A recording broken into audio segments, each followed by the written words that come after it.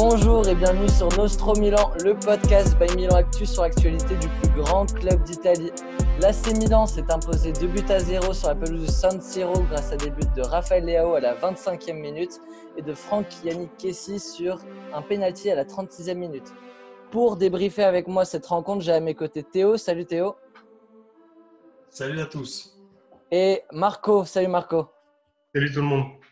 Victoire ô combien importante puisque Milan finira quoi qu'il arrive leader du championnat à la fin de cette journée avec deux gros matchs à venir de la Juve et de la Roma et de l'Inter qui jouent demain. Donc voilà, c'est Juve Sassuolo je crois. Match ô combien important aujourd'hui, les Milanais qui se sont imposés et qui sont bien revenus après la défaite face à la Juve il y a quelques jours. Mais match pas si facile que ça, Théo. Ouais, un match où Milan a su rapidement faire la différence. Malheureusement, tu le dis très justement, à partir de la 60e, globalement, ça a beaucoup déjoué côté Lombard. Heureusement que ce penalty, on reviendra dessus, ce faux penalty entre guillemets n'a pas été accordé parce qu'il aurait pu relancer un scénario qu'on connaît très bien à Milan, qui est le fameux on creuse l'écart en première période et on se fait rattraper dans l'entame de la seconde, et puis on se promet 30 dernières minutes extrêmement stressantes. Ça n'a pas été le cas aujourd'hui. Malgré la victoire qui est très importante, le Torino n'a pas été un adversaire très coriace. Ricardo Rodriguez, qui avait l'habitude d'envoyer des coups francs pas forcément très bien distillés chez nous, a failli nous mettre un but extraordinaire. Donc, il y a eu quand même quelques alertes du côté du Taureau. Maintenant, on s'impose. Et on prend un nouveau clean sheet et on se met dans des bonnes conditions quand même pour la suite de la saison. Très bien, deux faits de jeu importants à souligner, Marco, pendant ce match. Le premier, c'est la blessure de Tonali qui sort sur civière, alors que le coup, a priori, quand on voit le ralenti, on se dit qu'il va se relever facilement et finalement, il sort avec une civière, donc il faudra surveiller là-dessus. On a terminé le match avec Calabria. Et la deuxième, c'est l'expulsion non, mais il va louper le prochain match face à Cagliari de Leao pour sa simulation qui a pris un autre jaune consécutivement à celui de la Juve, donc il loupera. Donc, encore un Milan réduit face à Cagliari, ça va poser problème. Pour le jaune pris par Leao, je pense que c'est un peu sévère, mais après, au moins, ça nous assure le fait que Leao sera là contre l'Atalanta. Il va donc louper le match face à Cagliari. Cagliari, c'est le match de coupe. On pourra faire tourner. Le championnat Cagliari, le championnat, Marco, c'est Torino. C'est juste après le Torino en coupe. Mea culpa. Donc oui, je ne suis pas du tout sûr que Léo mérite son jaune. Mais néanmoins, oui, pour revenir sur le premier événement, Tonali qui réalise une super première mi-temps, se blesse, sort sur civière, c'est assez inquiétant. Il n'a pas pu remarcher par la suite. On a eu la même situation. Le coup est très violent quand même. Oui, c'est clair. Se prendre sur le mollet comme ça. Et quelques minutes après, Brahim a la même situation. Il sort et il n'arrive même pas à marcher jusqu'au vestiaire. On est obligé de l'accompagner. C'est assez inquiétant aussi. C'est deux joueurs qui avaient fait une super première mi-temps et qui donc ont été obligés de sortir. Et à partir de la sortie de Tonali, on a vraiment vu un déclin. C'est là vraiment le déclin de la deuxième mi-temps. À partir de là, on a commencé à souffrir un peu.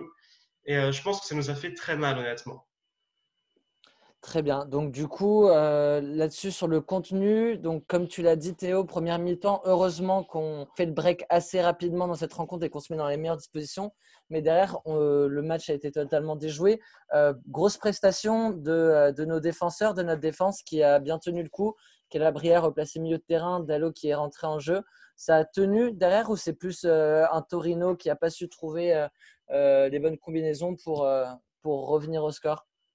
Globalement, malgré les blessés habituels et les blessés, on va dire, de courte durée, côté Milan, le 11 était quand même assez bien équilibré. Diaz qui remplaçait Hakan Çalhanoğlu qui est rentré pour la fin de match. Tonali qui récupérait son poste après sa suspension. Maintenant, voilà, tu le disais très justement, le double pivot est essentiel dans ce dispositif-là et il ne peut être assuré que par deux milieux de terrain de métier. C'est dur pour Davide Calabria d'avoir ce résumé, mais voilà, c'est force est de constater que ce double pivot fonctionnera toujours avec des milieux de terrain de métier. Donc, même si Simakan était amené à arriver cet hiver, pas sûr que de le mettre à ce poste-là, alors qu'on sait qu'il évolue à droite ou en centrale, serait une bonne idée. Tout ça pour dire que ce basculement, c'est ce moment où on perd le jeu, déséquilibre complètement notre équipe. Et voilà, c'est la sortie de Sandro Tonali malheureuse qui nous a vraiment déséquilibré. Après, pour le reste, le 11 était quand même assez intéressant. Leao ne sera pas là face à Cagliari et ça permettra à Zlatan de retrouver Cagliari à l'extérieur. Cagliari à l'extérieur qui était le premier but de Zlatan pour son retour il y a un an, Oui. un petit peu moins d'un an maintenant. Peut-être que Rebic et Krunic seront de retour par rapport au Covid. En revanche, je crois que pour Benacer et Salzmaker, ce sera encore un poil trop juste, si je ne m'abuse. Donc voilà, on perd Leao, on espère le récupérer en pleine forme pour l'Atalanta. L'Atalanta qui sera, je pense, une nouvelle fois révélateur du niveau qu'on a cette saison. Oui, c'est ça, parce que l'Atalanta qui a cartonné face à Benevento aujourd'hui, victoire 3-0 face à Parme un peu plus tôt dans la semaine, et puis une victoire éclatante face à Sassuolo, 5-1. Donc ils sont en forme, les Bergamasques. On va revenir à présent sur les performances individuelles, les gars, avec tes tops, Marco. Dans mes tops, je voudrais mettre Brahim et Tonali. Malheureusement, ils sont sortis un peu trop tôt. Du coup, je vais prendre plus sur la longévité. Je vais partir sur Léao, évidemment, qui a été très bon et assez régulier dans ce match. Ensuite, Kessié. Et pour finir, Calabria, qui, malgré le changement de poste, a réussi à gérer à peu près son match. Ok, très bien. Théo, tes tops? En troisième position, je vais mettre Franck Kessié, qui sort un gros match encore à l'Ivoirien. Bon, au-delà du penalty qui transforme dans l'impact physique, il a été très, très important. Dans la conservation de balle aussi, on l'a senti beaucoup plus esselé lorsque c'est Davide Calabria qui l'a épaulé pour la dernière demi-heure. Il aurait pu nous mettre un doublé s'il n'avait pas gâté sa finition face à Salvatore Sirigu. Il frappe un peu trop axé, qui permet au gardien Sarr de repousser sa tentative. En deuxième position, ça me semble logique de mettre Leao. On aurait pu le mettre en première place, certes, mais le Portugais réalise un match encore très intéressant. L'enchaînement technique, Brahim Diaz, Théo Hernandez, Leao pour l'ouverture du score et à montrer dans toutes les écoles de foot. Et le Portugais pêche un peu sur sa suspension. On le voit en plus agacé de sa sortie pour être remplacé par Zlatan Ibrahimovic. J'espère qu'il va se remettre rapidement mentalement là-dedans et je compte sur Zlatan pour lui rappeler dans le vestiaire que c'est le genre de jaune à éviter. En première position, ça me semble inévitable. Simon Kjær a été encore formidable ce soir. Quel match. Tu parlais de la charnière centrale tout à l'heure. Je ne sais pas s'il y a un match où on va avoir l'espoir de se dire Romagnoli a été meilleur que Kjær à la fin du match. Je ne sais pas s'il va y avoir un match cette saison où on va se poser, on va débriefer le match et se dire bon, ok, c'est aveu de faiblesse. Pour cette rencontre-là, le Danois était en dessous de l'Italien. Le match encore ce soir que le Danois nous livre est splendide, solide. Sur le peu d'occasions où il a amené à être mobilisé, il a été très performant. On sait que Singo est très performant sur le côté droit de Gianpaolo, que avoir Simone Zaza et Belotti sur le dos, c'est pas toujours une mince affaire, mais pas de quoi inquiéter le Danois qui aujourd'hui aura été encore impérial derrière. Très bien. Alors moi, pour ma part, en troisième position, j'ai Brahim Diaz parce que j'avais un peu de mal avec ce joueur sur les dernières performances où je le trouvais pas assez. Enfin, il faisait pas assez la différence selon moi. Il se perdait un peu sur le terrain avec l'association notamment avec Akan qui fonctionnait pas quand les deux étaient titulaires. Et là, j'ai trouvé très bien, très en jambes.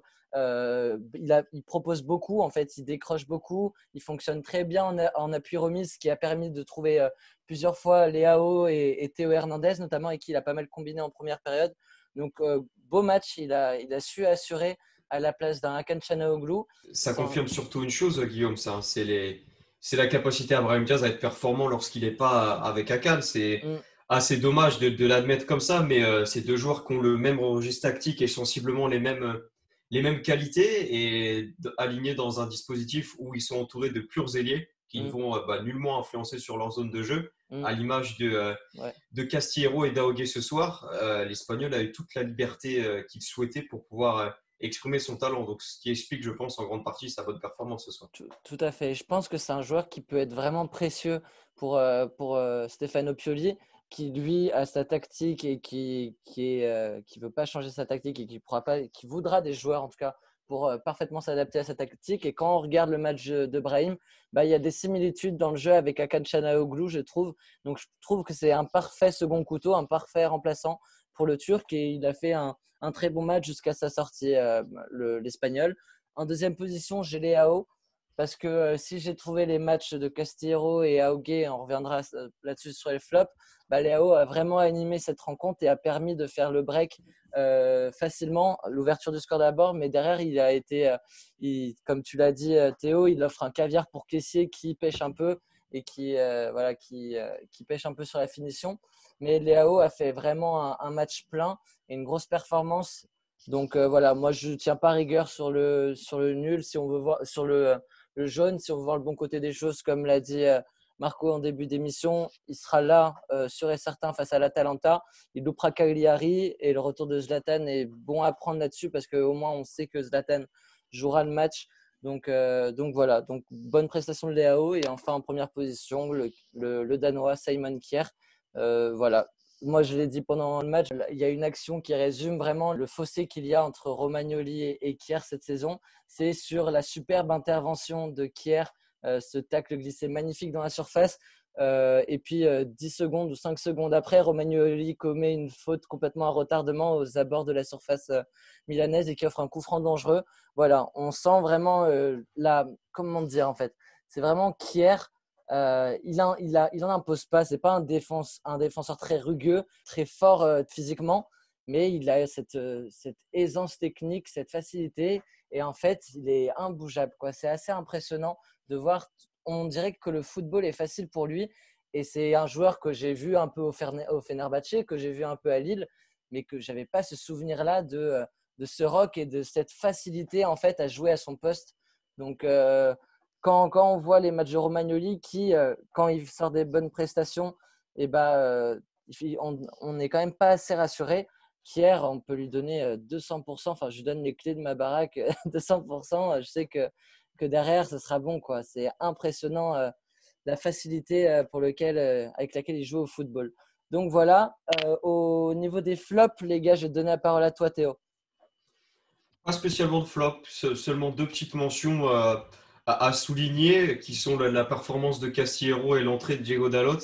Globalement, l'équipe sur les 30 dernières minutes a déjoué et c'est pas la faute d'un tel ou d'un tel, mais il me semblait important de rappeler que l'entrée de Diego Dalot n'a encore une fois pas apporté totale satisfaction à mes yeux.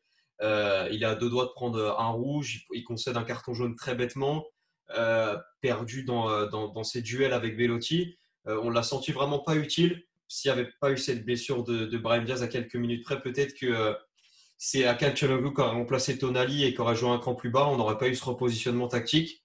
Voilà, ça ne s'est pas produit finalement et on a dû assister aux 30 dernières minutes assez laborieuses du latéral portugais qui, si ce n'est pour son premier match face au Sparta Prague, tarde vraiment à confirmer qu'il sera un joueur pour lequel Milan va se positionner à la fin de la saison. Et puis Castillejo, qui, Marco en parlait dans les précédentes émissions, commence à devenir le reflet de lui-même, une mauvaise image de ce qu'il nous proposait anciennement. J'ai l'impression qu'à chaque fois qu'il touche le ballon, on sait ce qu'il va faire dans les 30 secondes qui suivent. Soit son espèce d'accélération frein où j'hésite à accélérer ou à finalement centrer, je repique et je fais un centre pied droit excentré en bout de course, ou je reviens sur mon pied gauche parce que je n'ai pas réussi mon dribble. Et dans tous les cas, il n'y a pas de provocation, il n'y a pas de fond derrière. Ça fait partie des choses qu'on a vues avec Suso et qui ont poussé la direction milanaise à le vendre seulement après une demi-saison, alors qu'il était là depuis plusieurs années déjà. Donc voilà, c'est encore décevant et dans un contexte où il n'a pas de concurrence pour l'instant parce que Saelemaekers revient, j'aimerais qu'il y ait une réaction d'orgueil de sa part et ne serait-ce que sur un match ou sur une entrée, on sent qu'il y a une évolution dans le jeu et on ne la voit toujours pas. C'est vraiment devenu le reflet de lui-même depuis le début de saison et c'est décevant parce que c'est un joueur que l'on aime ou qu'on ne l'aime pas, il a une qualité technique folle et il dépeint un peu beaucoup, il dépeint même trop sur certains aspects dans le jeu de Suso, ce qui est un peu dommage. Très bien. À toi, Marco. Dans mes flops, je vais mettre Dalo parce que, voilà, comme l'a souligné Théo, c'est une très mauvaise entrée. Il a fait de nombreuses pertes de balles, il a loupé ses duels, il n'a pas été très intelligent dans le jeu. Après, certes, c'était dans une période où les Milanais étaient un peu en dessous, mais non, c'est une très mauvaise rentrée pour moi. C'est de là même à remettre en question un potentiel rachat pour ce joueur. Sinon, je vais partir sur Hodge aussi, qui, comme on l'avait dit lors du conseil de classe, manque de fougue. Encore une fois, il est très léger, même défensivement, il se fait rapidement avoir. À l'inverse de Maldini, qui a bien mieux défendu lorsqu'il est rentré sur le même poste que Hodge. Il avait de gros morceaux sur son côté, Hodge, mais il n'a pas réussi à défendre. Défensivement, c'était très léger et offensivement, il n'a pas apporté grand-chose. Il y a une paire de fois où, à l'inverse de Brahim Diaz, qui court partout et qui se donne à fond, Hodge est un peu en demi-teinte. Et encore une fois, voilà, il lui manque de la fougue, il lui manque un peu ce côté vicieux. Physiquement, on sait qu'il a besoin de plus de conditions physiques. Hein, il se fait bouger beaucoup trop facilement, notamment par Singo. Donc, pour moi, Singo, Hodge, c'est un client quand même. Enfin, ça, faut le bien sûr, bouger. Hein. On est sur un des ailiers révélation du côté du Torino. c'est clair. Tout à fait. Mais voilà, donc pour moi, Hodge et Dalot en flop. Et je rajouterai aussi, bon, Castillejo. Ça me fait un peu mal parce que d'un certain côté, c'est un joueur qui a été un peu en demi-teinte. D'un certain côté, défensivement, il a tenu la baraque. On peut lui accorder cela. Hein. Il était bien placé, il effectuait toutes les couvertures. Mais offensivement, comme le disait Théo tout à l'heure, c'était j'avance de 5 mètres pour faire une passe hors trait et reculer jusqu'au gardien. C'est un joueur qui a vraiment du mal en ce moment. Il est vraiment entré dans son stéréotype. Son jeu est extrêmement redondant et il n'apporte pas grand-chose honnêtement offensivement. Et pour moi, ce match est totalement le reflet de ce qu'il fait actuellement. C'est un match où bah voilà, il se donne, on doit lui accorder ça, mais mis à part ça, il n'apporte pas grand-chose. Très bien. Eh ben, je vais te rejoindre. Je vais vous rejoindre. Moi, j'ai deux flops. Donc, en premier lieu, Castillejo. Si j'ai bien aimé son entame de match, je trouve qu'il fait 15 minutes assez intéressantes où il presse très fort. Il fait 2-3 centres aussi assez dangereux. Il y a aussi cette première occasion où il est à deux doigts de contrer le dégagement de Sirigu. Donc, je l'ai trouvé assez bon sur les 15 premières minutes. Mais après, c'est vrai qu'il patine, il ralentit le jeu énormément. En fait, le nombre de contre-attaques où ça passe par lui et puis il temporise avec son, comme tu l'as très bien dit Théo, son truc de je m'arrête pour essayer de feinter. Et du coup, tu as les deux blocs du Torino qui arrivent et qui se reforment. Et là-dessus, il est obligé de passer en retrait. Enfin, c'est vraiment stéréotypé maintenant. Et c'est dommage parce que c'est un joueur qui, en plus, a une très bonne accélération et est capable de faire la différence, mais il temporise trop et du coup, il ralentit le jeu. C'est impressionnant. Et en première position, du coup, j'ai Aogué. Alors, c'était mieux, j'ai trouvé, que face à la Juve. Mais en fait, ce qu'il falloir à Aogué, et je pense c'est ce qui lui ferait du bien, c'est une blessure, un truc comme ça d'un concurrent pour vraiment pouvoir jouer en Serie A. Parce que je pense que ça ne va pas être un cadeau de le faire jouer qu'en Europa League. Parce que faut qu'il connaisse, faut qu'il apprenne ce que c'est de jouer en Serie A. Il faut vraiment qu'il engrange des minutes. On n'est pas pressé avec Aogué, on l'a payé 2 millions. Donc, s'il lui faut un an, faire une saison vraiment d'adaptation au niveau de la Serie A pour ensuite exploser la saison prochaine, soit qu'il en soit ainsi. Mais je pense qu'il faut vraiment le faire jouer, continuer, persister avec, parce qu'il n'y a que comme ça qu'il progressera en Serie A, parce qu'il est pétri de talent. Mais c'est encore, voilà, le championnat italien n'est pas le championnat norvégien. Et on sent que face aux défenseurs rugueux, il a du mal et il est encore trop effacé, je trouve, sur le terrain. Donc voilà, même si j'ai trouvé que c'était mieux, pour moi, il doit encore faire mieux et il doit encore jouer ce genre de match. Et j'espère le voir face à Cagliari, ce qui sera sûrement le cas, puisque avec la suspension de Leao et le retour d'Ibrahimovic, il devrait jouer un deuxième match à gauche. On va pas se mentir, Guillaume. Ouais. Enfin, si on peut effectivement louer les qualités d'Auge et espérer qu'il se relance rapidement, actuellement, Rebic est plus performant. Ah, mais bien Moi, sûr. je serais plus d'avis à le former physiquement sur des quarts d'heure de match en Serie A ou un match où il sait que les 60 premières minutes, physiquement, il va se faire manger. Typiquement, à être titulaire sur des matchs du maintien ou comme face au Genoa sur la phase aller ou d'autres matchs où tu te manges un bloc bas et globalement, offensivement, on ne va pas te voir, mais défensivement et en travail de conservation de balle, c'est là que tu vas progresser. Plutôt que de l'avoir sur des matchs entiers comme ça. Bon, après, forcément, là, sa titularisation, elle est clairement due au fait que Rebic n'est pas de la partie suite à sa contamination au Covid. Mais dans ce contexte actuel, certes, j'ai pas envie qu'il soit géré comme André Silva, qui était très performant en Europa League et invisible en Serie A parce qu'on lui donnait pas du tout de temps de jeu. C'est pas ce que je veux dire. Mais il va avoir son temps de jeu en Europa League. Il y a de grandes chances qu'il soit titulaire pour le 16e de finale. En attendant, le faire jouer des entames ou des entames de match très physiques ou des dernières demi-heures serait bien plus utile que de laisser un match intégral. Maldini. Marco le disait très justement, mais Maldini fait une entrée très pertinente et c'est un joueur qui a moins de temps de jeu pour l'instant. Et c'est pour ça que ça me fait parfois pencher sur l'hésitation que Pioli a peut-être ou devrait avoir sur faire débuter Maldini ou Auge parce que peut-être qu'une mise sur le banc dans un contexte où il pensait être titulaire, parce que Rebic n'est pas là, le ferait réfléchir. Notamment en coupe, par exemple. Pour moi, en coupe, s'il te lance Maldini à la place de Auge, peut-être que le Norvégien va réfléchir d'une autre manière sur ses futures apparitions. Mais pourquoi pas le mettre à droite alors? Je suis complètement d'accord avec toi sur le fait que Rebic joue à gauche. Aogué, c'est 21 matchs. Je viens de regarder, je l'ai sous les yeux sur Transfermarkt. C'est 21 matchs à droite dans son ancien club. Donc, il sait jouer à droite. Il joue peut-être pas aussi bien qu'à gauche, mais il est jeune. Il peut encore s'adapter et développer ce second poste d'ailier droit. Tu le mets en concurrence saine avec Selmaker. Je pense que ni l'un ni l'autre réclame 38 matchs par saison en Serie A. Donc, tu t'installes une concurrence saine. Les deux jouent les minutes, jouent les matchs. Et Castillejo, tu récupères 15 millions par un club espagnol. On va refermer ce débrief autour de cette rencontre, de cette victoire face au Torino, pour nous attarder au sujet du jour qui ne sera pas un débat, mais un quiz sur un joueur qui a marqué l'AC Milan, qui a fêté son anniversaire aujourd'hui, Idolo mio, Gennaro Gattuso. Donc, ça va être un quiz spécial Gattuso, Marco et Théo. 8 questions, comme le numéro qu'il a porté. C'est magnifique. Voilà. On n'est pas apprenti. Un peu fier, le Guillaume.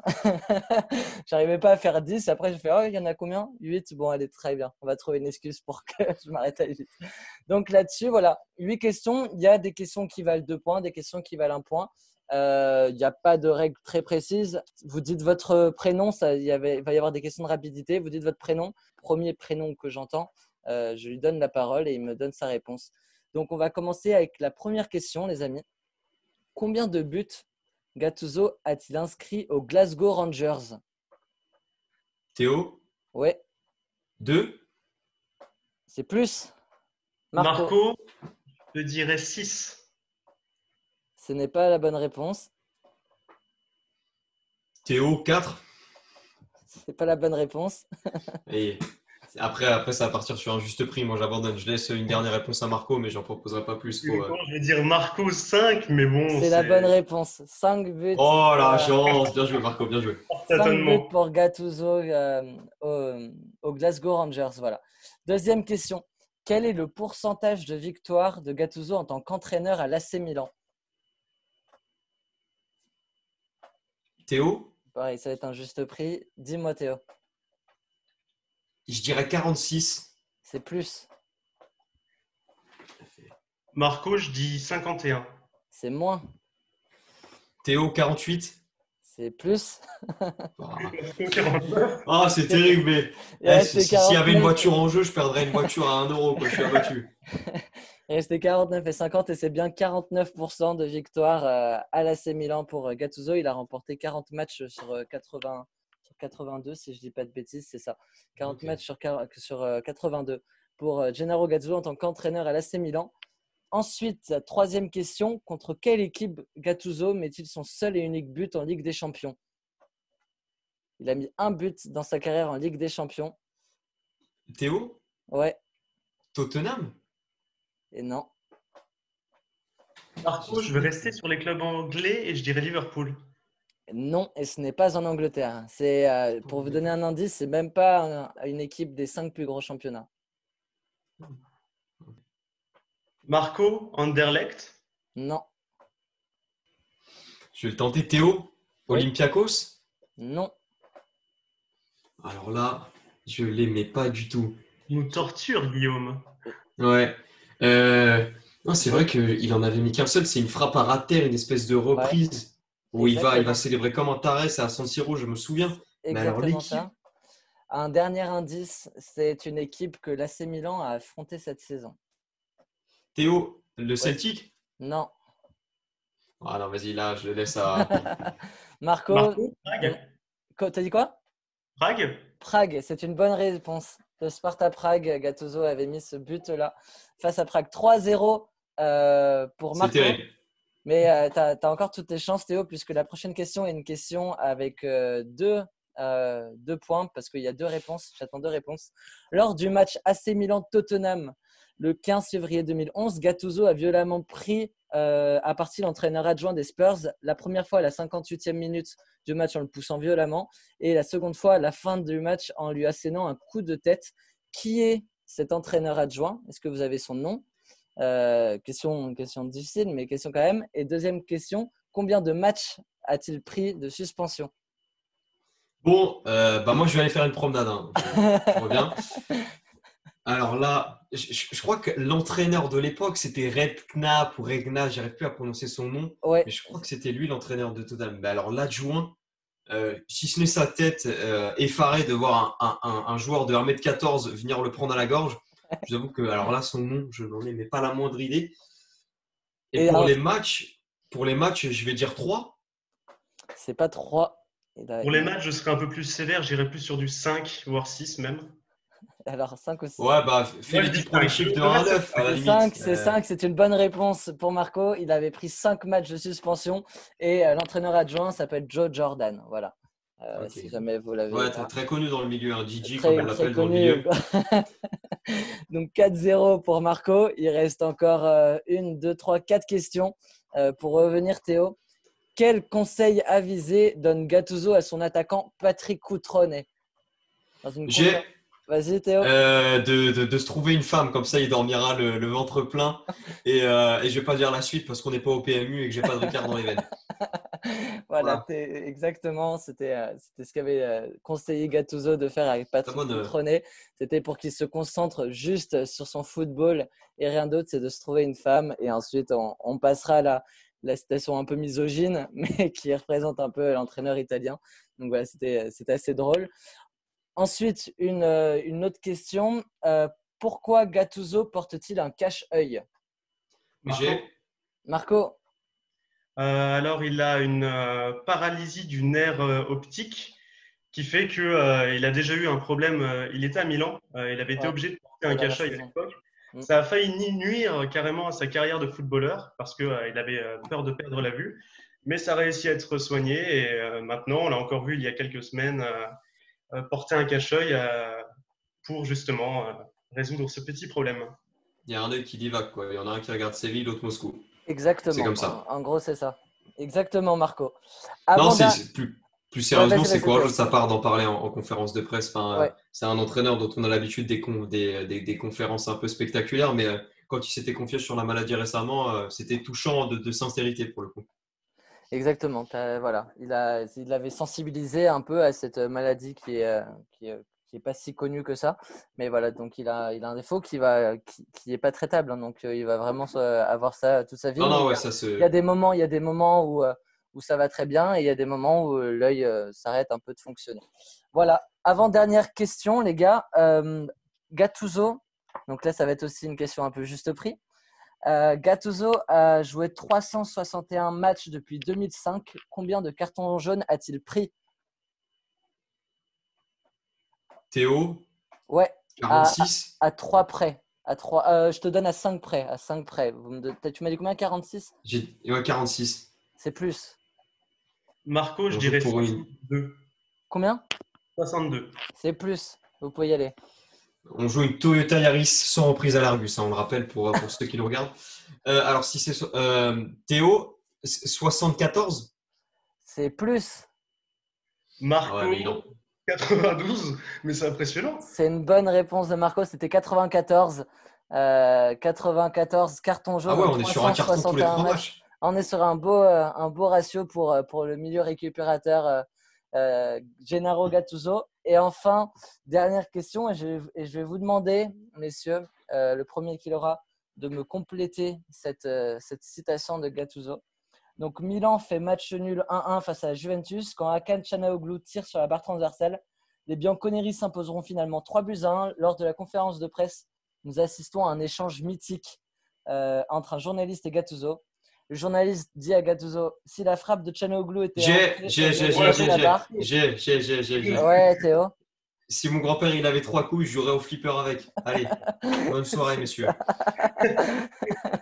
Voilà exactement ce qu'avait dit Gennaro Gattuso. Donc, si la frappe de Çalhanoğlu était entrée au lieu de taper la barre, et Gattuso coupe la parole au journaliste en disant « Et si mon grand-père en avait eu 3, ça aurait été un flipper. » Voilà, merci Gattuso.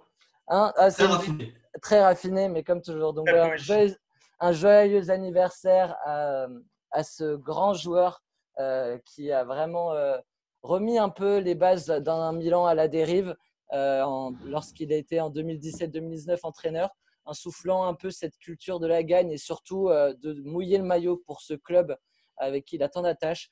Un geste de classe à la fin de son mandat, après une 5e place qu'il obtient à 1 point de la Ligue des Champions. Théo, qu'est-ce qu'il fera notre ami Gattuso? Question bonus. Au moment de son il démissionnera de son plein gré, l'objectif n'étant pas atteint. Et refusant ces deux années. C'est une question de compensation parce que je suis le bonnet d'âme du questionnaire ou je dois prendre comment là, cette question bonus? Non, du tout. Non, mais voilà, après, sois honnête, quoi. Si tu veux que je sois la roue secours de ce questionnaire, voilà, je fais les questions bonus. Non, mais tu me faisais penser aux conférences de presse. Je me souviens des débuts difficiles de Tchémoué Bakayoko et je me souviens d'un Gattuso qui un jour lui dit bon, écoutez, on va discuter avec lui, mais globalement, je pense qu'il ne sait pas jouer avec un ballon. Donc, je vais lui apprendre à jouer au foot et je vous en reparle. Et c'est vrai que la manière avec laquelle il avait recadré l'ancien monégasque, moi, m'avait fasciné. Puis bon, c'était devenu l'un de nos meilleurs milieux ensuite. Ouais, c'est exactement. Et puis, la relation n'était pas toujours idyllique entre Gattuso et Bakayoko. Il y a eu plusieurs fois où il l'a mis sur le banc un peu. Et puis, finalement, Bakayoko a retrouvé… Bakayoko qui a quand même joué avec José Mauri, ce qui relève d'une preuve d'humanitaire absolument phénoménale. Je n'en connais pas beaucoup, des gens qui sont prêts à jouer avec José Mauri. Rien que pour ça, on peut le remercier.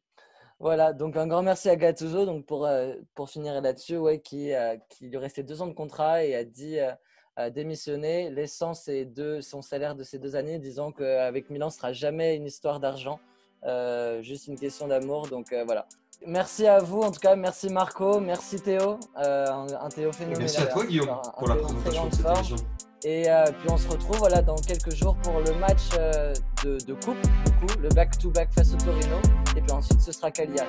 En attendant, prenez soin de vous et puis Forza Milan, ciao. Ciao. Forza Milan.